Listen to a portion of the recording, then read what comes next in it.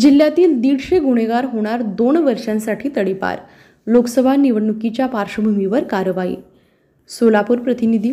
लोकसभा निवडणुकीच्या पार्श्वभूमीवर गंभीर गुन्हे दाखल असलेल्या सराईत गुन्हेगारांवर ज्यांचे वर्तन सुधारले नाही अशांवर पोलिसांकडून तडीपार व स्थानबद्धतेची कारवाई केली जात आहे.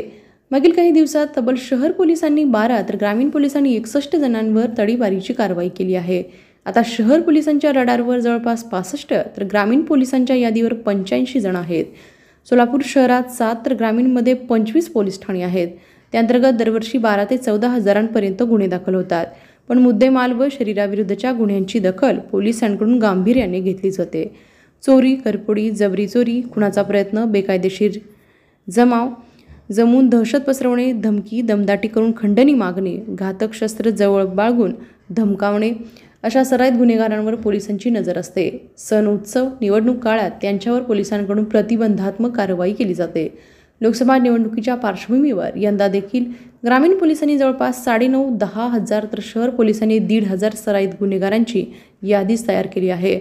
त्यात गंभीर स्वरूपाचे गुन्हे दाखल असलेले व ज्यांना वारंवार बजावून देखील किंवा त्यांच्यावर कारवाई होऊनही वर्तनात सुधारणा आली नाही अशांना तडीपार किंवा स्थानबद्धतेची कारवाई केली जात आहे. शहर ग्रामीण पोलिसांची कारवाई. ग्रामीण पोलीस स्थानबद्ध 4, तडीपार 61, शहर पोलीस तडीपार 12, अंदाजे स्थानबद्ध 5. गुन्हेगारांच्या टोळ्यांवर कलम 55 अंतर्गत तडीपारीची कारवाई केली जाते. सोलापूर ग्रामीण पोलिसांनी मागील काही दिवसात जिल्ह्यातील 5 टोळ्यांमधील 20 संशयित आरोपींवर तडीपारीची कारवाई केली आहे.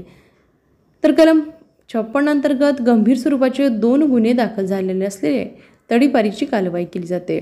तसेच कलम 57 अंतर्गत देखील ज्यांना न्यायालयातून शिक्षा झाली आहे अशा गुन्हेगारांवर तडीपारीची कारवाई केली जाते.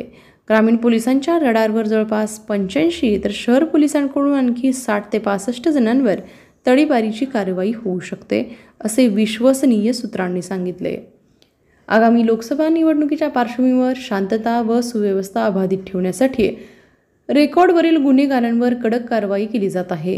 गुन्ह्यांचे स्वरूप व समाजातील त्यांच्या गुन्हेगारीचा प्रभाव पाहून संबंधितांवर प्रतिबंधात्मक कारवाई केली जाईल. तरी देखील त्यांनी गुन्हे करणे सुरूच ठेवल्यास त्याला पुढे गंभीर परिणाम भोगावे लागतील. विजय कबाडे, पोलीस उपायुक्त, सोलापूर शहर.